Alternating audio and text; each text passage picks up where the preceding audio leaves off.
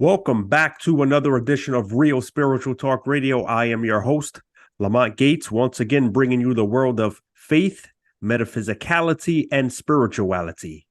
Today, my guest had a near-death experience that appeared to have opened a whole new world of after effects for her.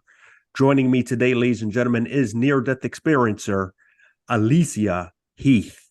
Alicja, welcome to Real Spiritual Talk Radio.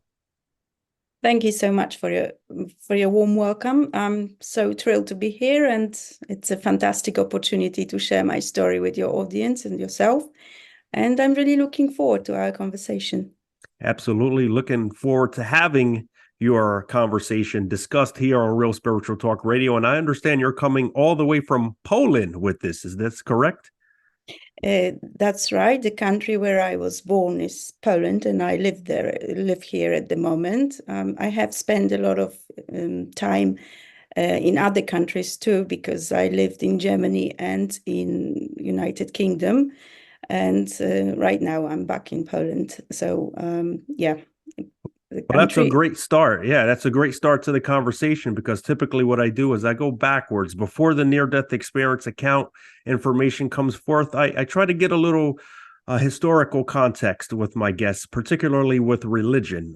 So what about it? Was there any religious belief systems or religious upbringings you held prior to your near-death experience? Well, Poland has over 95% of Catholics, and as you might know, Pope John Paul II was from Poland too. So my family is Catholic as well. And I was brought up as a devout Catholic, and I would go on pilgrimage every year, over 150 miles walking to a holy place and practice all Catholic rituals. And it was just a framework for me to understand life and purpose of living, and also to connect with people from the community, and because everybody almost was doing the same. So we shared similar beliefs and values, and it's a good kind of background for, to be together, really. So your Catholic religion was taken very serious as you were growing up. Indeed, yes. It was just really like devout. This is why I use that word. So with that said, why don't we move into your near-death experience? Why don't you talk to us about what it was that triggered it? Well, I used to, as a teenager, I would go to the mountains a lot, and it was a summer holiday, and with a group of friends, we went to the highest mountain in Poland, which is called Rysy. And it has an elevation of approximately 8,200 feet, which is about 2,500 meters above sea level. In such a high elevation, you have a different climate, because it's typically alpine or subarctic. So you would have snow there, despite being hot at the lower level. So it was covered in snow. And at the age of 15, I was full of energy. So I led the ascent with two of my 17-year-old male friends. And we were the first to the top, and also the first to make our way down the mountain. And while descending on the snow, we saw this man using his feet like skis, sliding down. We thought it was a great idea, and thought it would be a fun way to descend ourselves. And my friend, who was positioned below me, suggested, "Oh, why don't you slide down and I'll catch you?" So I agreed, and I slid. But when he tried to catch me, my hand slipped from his grasp, causing me to fall on my backside and continue sliding down the snow. And as I gained speed sliding down the snow, my backpack twisted on my back, and it's winding around my wrist and binding my hands behind me. So I had no hands, I only had legs, and not much of the control of what I was doing. And the slippery snow amplified my speed, so I continued the descent.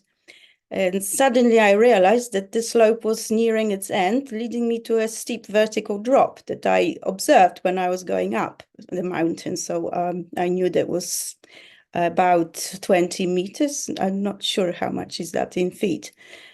So this is when I suddenly kind of I seem to have popped out of myself. And I don't know, there was like a split moment, and I had a life review, but it wasn't just a life review. I literally relived every single moment of my 15 years of life again. And this was very, very strange because it only took a couple of seconds of our Earth time, but it seemed to have taken the whole 15 years wherever I was, just looking at it. So it was kind of like two timelines going at the same time, simultaneously. And at the end of this review, I said, no, I'm not ready to die. That's what I said to myself. And this is when I noticed a small chance to save myself, because I was going down the slope very fast with my hands bind behind my back and my legs just speeding up. So I noticed that the ground to the right, just before this steep chasm, was going up a little. And so I put all my strength and shifted my weight onto my right hip. And this initiated a slight turn. And this maneuver enabled me to lose speed rapidly, stopping a couple of meters before the edge. However, it was quite intensive, and I didn't realize this at the time, but I kind of damaged my hip bone, which caused me some problems later on in life and some discomfort. So I managed to stop. I stood up, and my legs and knees were trembling intensely. I couldn't stop trembling. And I kind of tried to make my way back to the path. I looked up the slope. I saw the two of my friends peering down at me, and the faces were completely filled with terror, and they hadn't expected me to halt before tumbling down this abyss. They thought that I was just going to go over it. And even now, when I meet one of these friends, every time he meets me, which was like a long time ago, he always brings up this incident. And obviously, it made a profound impact on him because he always talks to me about it. And I haven't told anyone about my weird popping out of myself experience because I thought it was very weird. And I couldn't comprehend it myself. I didn't know what was really going on. And why is it that within few seconds, because obviously I fell about 200 meters down, but it wasn't a long time in a sort of earthly time. I couldn't sort of understand what was going on, so I never told anyone about it. Well, And this experience seems to have had a profound impact on you as well as your friend who saw you standing on your feet wobbling. Near-death experiences are usually triggered at least three different ways. One is obviously clinical death. Another is extreme traumatic events or trauma to the body. And in your case, it looks like imminent death. You know, when the body's about to face an imminent death, a lot of people say that they see their lives flashing before them, as you did. Now, going back to that life review, can you describe exactly what it was you saw in those 15 years? It was the moments from my life, but it seemed like it wasn't just a moment, it was all of them. It was like I was reliving it all over again. Basically, it was not like viewing pictures or film or anything. I was right in it.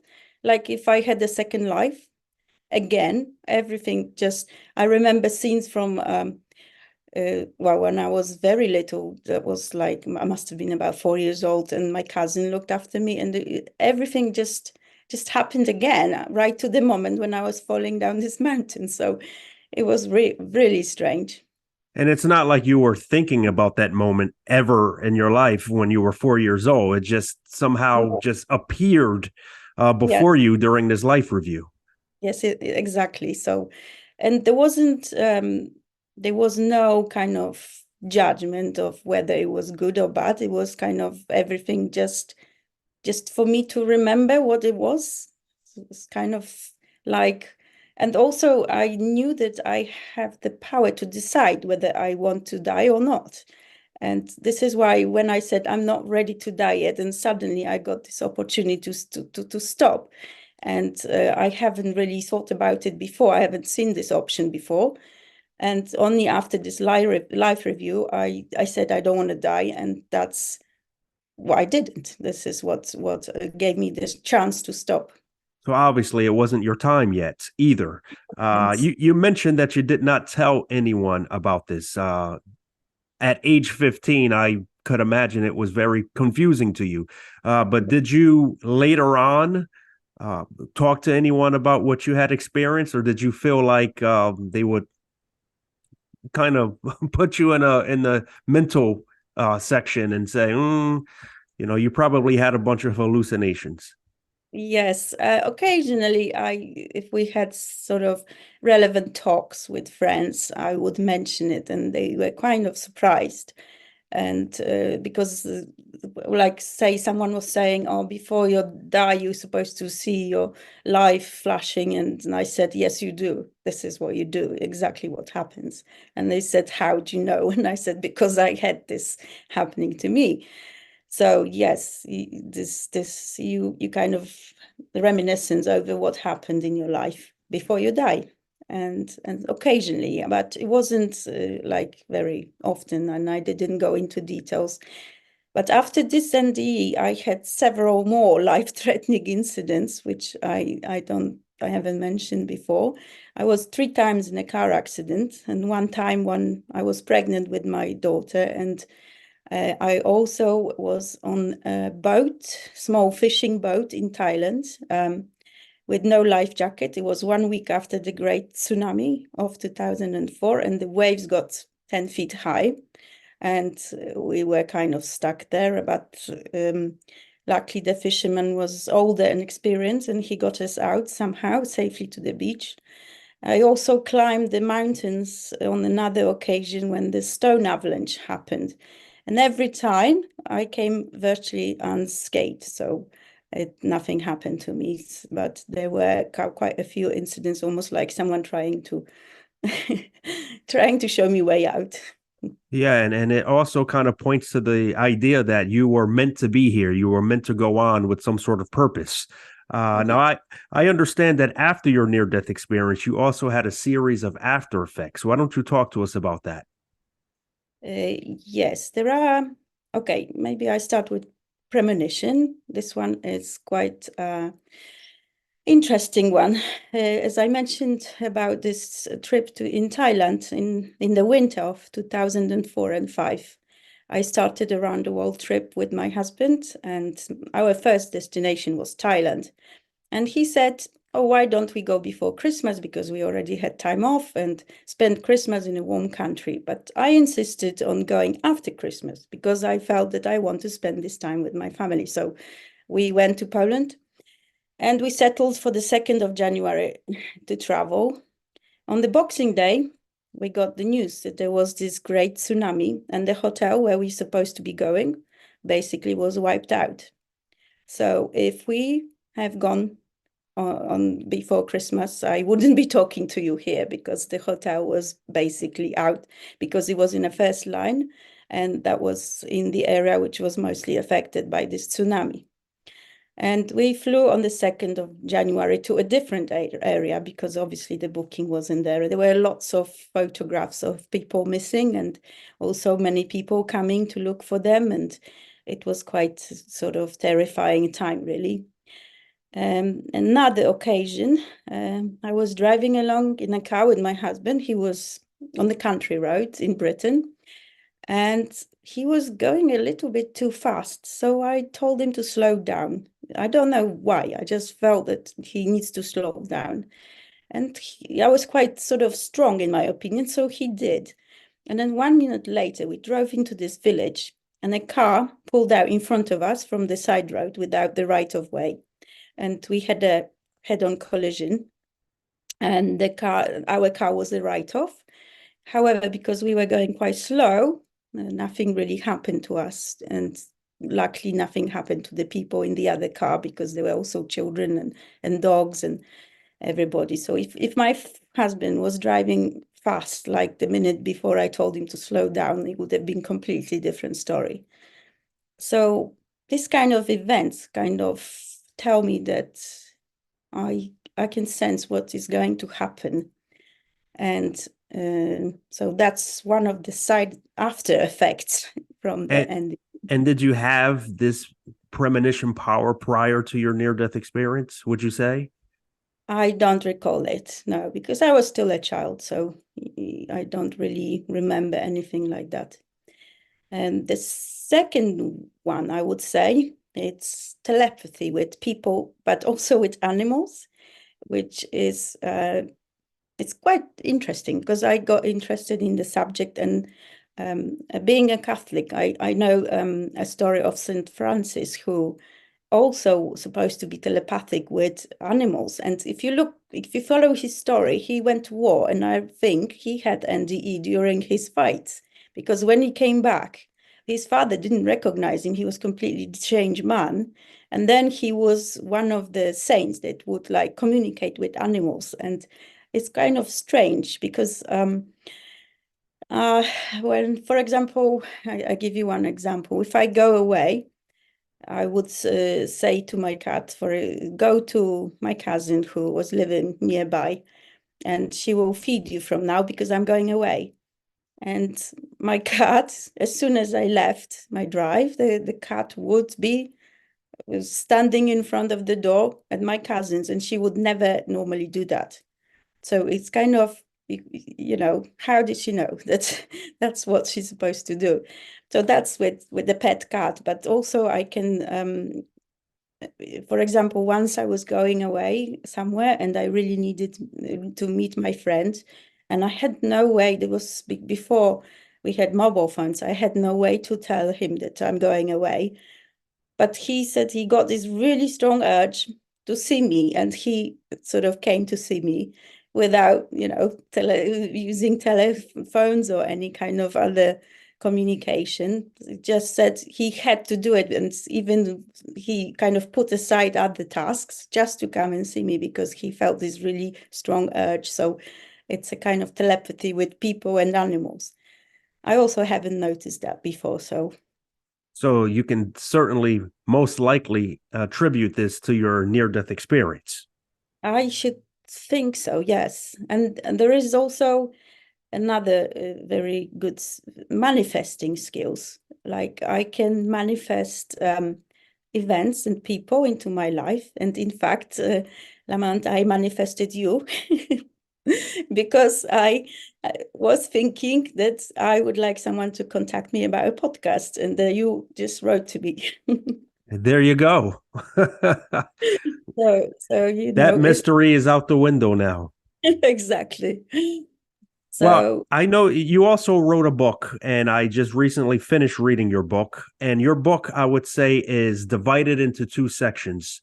If we are talking on the subject of after effects, certainly this book also, in my belief, also captures these after effects.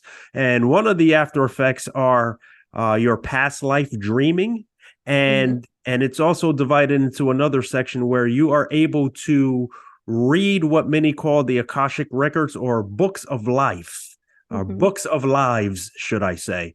Why don't you talk to us a little bit about some of your past life dreams? Because past lives and reincarnation is certainly a strong concept in near-death experiences. Indeed, yes.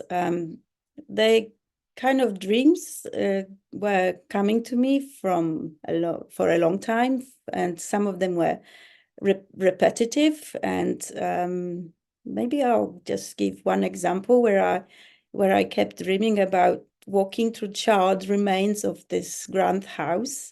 And on one occasion, I was walking there with my sister. I never had a sister in my current life, so I don't know who was that person. And there was also a journalist with us.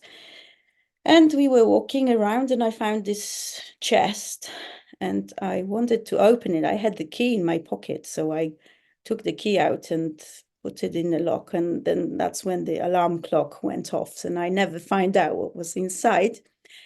I had to wait 30 years to find out what was inside, because that dream came to me on like kind of different next events happening last summer.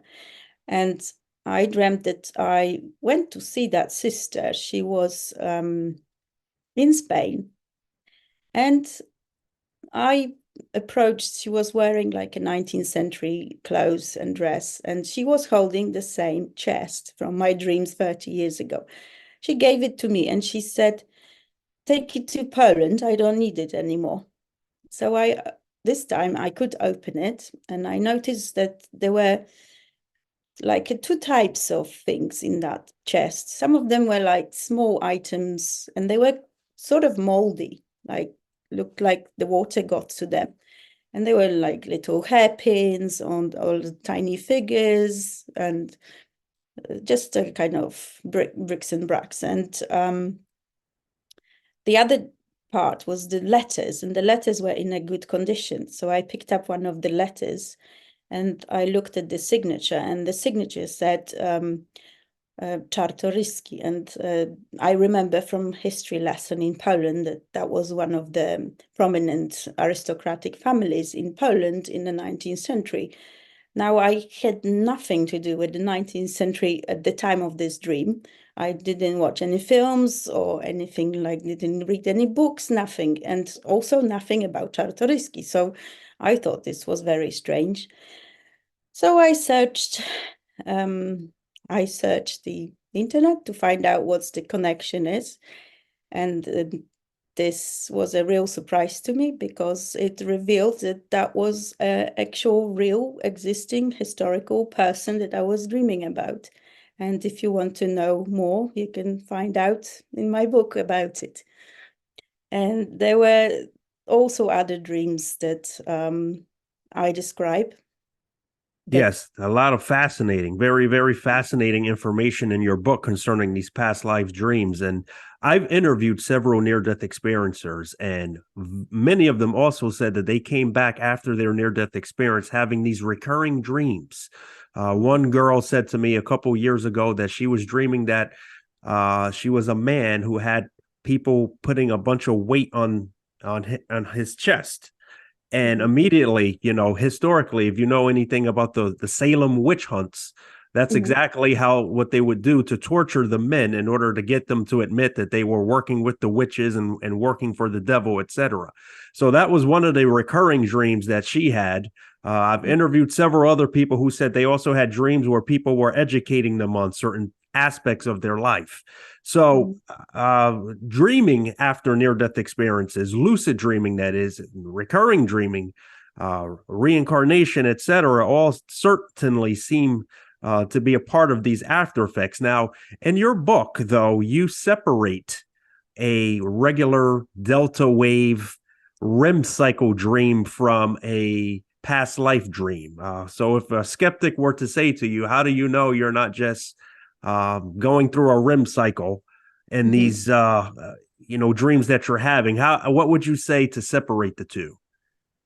Well, there are certainly different characteristics of these two different dreams, which I also describe, because ordinary dreams you usually remember in the morning, if you do, and then you forget because they just go out of your memory. But the past life dreams, that's a different story. And as I said, I remember dreams from 30 years ago, and they seem like not like dreams, but like memories, because it's like something that you really experience. So it's not like, I mean, you can even forget films, but you don't forget past life dreams, because that's kind of is so realistic. They're more real than reality, that you just know which ones are the past life dreams.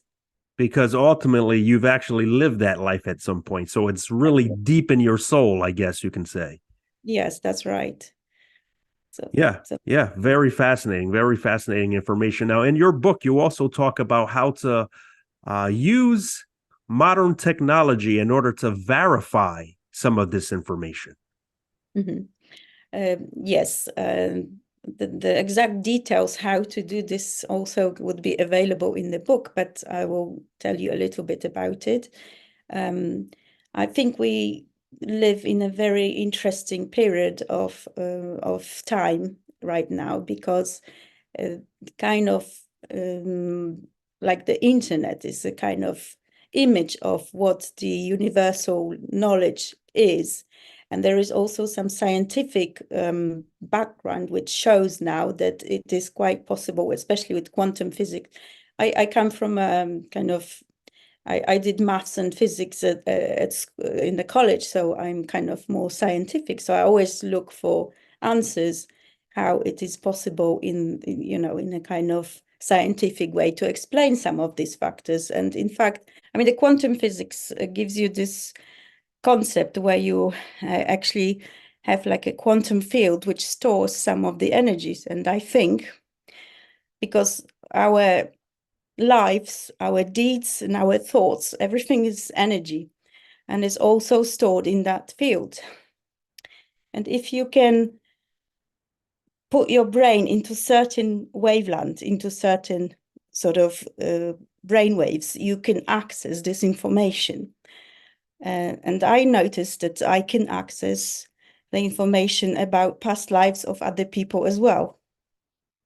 So, and this is where we get into the Akashic records, so to speak. And that's right, yes. So I kind of verified the information historically because the internet gives us some kind of database of what's been happening, and we can see that the dates and the names that I get are actually correct in a historical or geographical background. And this is really amazing because some of the places I had no idea existed at all, and they do. So I get this information about a place which I never heard about before. And I look up and it's there where exactly I got the information about it. So basically. Yeah, it's very fascinating information and well outside, I would say, of your Catholic upbringing. I'm sure a lot of the priests listening to you would probably say, I didn't never learned that in catechism or any of my training and upbringing myself. So with that said, what does religion look like to you now? What does your Catholic faith or your former Catholic faith look like to you now in light of having this near-death experience and these after effects? Maybe I give you just one quote of the former president of Egypt. He said that the religion is a candle inside a multicolored lantern, and everyone looks through a particular color, but the candle is always there. So I think that basically we have different paths and different religions, but we are looking at the same candle. We might be seeing in a different color, but the candle is there. The one thing that it kind of, after having these experiences, I noticed that you would divide all religions into kind of godly aspect and the human aspect. And sometimes the human aspect doesn't match what the God wants from us, I think, because I don't think God likes the idea of fear. And there is a lot of fear in religions, in every religion, that fear that is installed into our hearts, that, oh, you have to be, you have to do this, or otherwise you go to hell. And that fear, it's wrong, because if you truly are close to God, you don't need to have this fear to do good, because you know that you have to do good because that's the only way. So I think I noticed this, for example, with the Catholic religion, that I mean, the most important event in Christianity in general is resurrection of Christ, but yet we always focus on his death and not on the resurrection. If you go to every church, you will see cross where he died, but you wouldn't see the resurrection moment. And I think that was ultimate removal of every fear, the biggest fear of humanity about death, because Christ, who resurrected, says, okay, you don't have to fear anymore. So this is how I... Yeah, well put. Very, very profound way of bringing that forth. Well, why don't you tell us about, well, rather, what the title of your book is and where we can find it? I've got the book with me right here. It's called Accessing Past Lives with Help of Technology. And you can find it on Amazon, on every Amazon worldwide. So if you want to find out more stories about how to access your own past lives and how to what kind of stories and information you can find there, this is what you need to look for. A fascinating read indeed. And I am so glad that you were able to channel me into your life so that we could have this particular interview today. Yes, I would like to ask you also how you got interested in this real spiritual talk. I have come across your videos before you contacted me. So because I always also listened to some of the talks before. So as I said, just kind of Yeah. connect. Yeah, absolutely. Great question. And I actually came in contact with near-death experiences when I was in the fourth grade here in the United States of America. My teacher was at the front of the class. This was an elementary school. And she had mentioned that a student in our class who wasn't there that day, his mother was going into surgery. And for some reason, the information had came to her that the surgery had went awry, and then they were able to, they lost her, and then they were able to bring her back. And when she woke up from the surgery, she said that she was in the most beautiful place that she's ever seen in her life. There were birds flying around. Everything was full of light. It was the most beautiful landscape she had ever seen. She believed that she had went to heaven. And I said to myself, wow, at the time, I was attending church. My family, we were cultural Christians. And I remember saying, wow, the pastors are right about heaven. And then another incident happened when I was about 12 years old. I was helping this nun clean out her library, and she said, if you want to help me out with something, why don't you go straighten out the books over there? So I'm straightening out the books, and I saw a title that resembled something to what people saw after death or something. Like, I couldn't remember the name of the title, but I said, that's interesting. So I pulled it out, randomly opened up a page that said, and I was traveling through a dark tunnel, and I immediately closed the book out of fear, thinking that, oh my goodness, this person is going to hell. The pastors were right again. There's a hell. So I remember then, just growing up and getting more involved into traditional religion, the Bible, Judeo-Christianity, until I came into contact again, my young adulthood, with the book Life After Life by Dr. Raymond Moody, who did research in the 1960s and 70s about people who had near-death experiences. And that's when I realized that's what I was hearing when I was a child, and that's what I was reading. To make a long story short, I no longer fear the tunnel. I know the tunnel is a concept that many people go through. Usually it's a connection into the light that the mother of the student that I went to school probably entered while she was having her near-death experience. One thing led to another. I decided to start interviewing people, and boom, here we are. Right, sorry. So Yes. I've got never really shared that on this program, so I'm glad you asked. I'm privileged to have this information, because that was my first question that came to my head when I saw your talks. Because how did these people arrive at doing podcasts like this? So it's great that you shared it. Thank you. No problem at all. And I'm not a near-death experiencer. So that's another, I think, gift that we have, this interest in the topic. There are those who had the experience, such as yourself, and there are those who are just interested in learning more and wanting to share this information with the rest of the world. Well, if it wasn't for you, then none of the NDEs would have shared it. So it's this kind of joint efforts. Well, Alicja, I want to thank you for coming on Real Spiritual Talk Radio and sharing with us today your absolutely fascinating account. Thank you very much. Thank you for invitation and opportunity. And I hope you enjoyed my talk. Absolutely. And I know everyone else will as well. Ladies and gentlemen, Alicja Heath.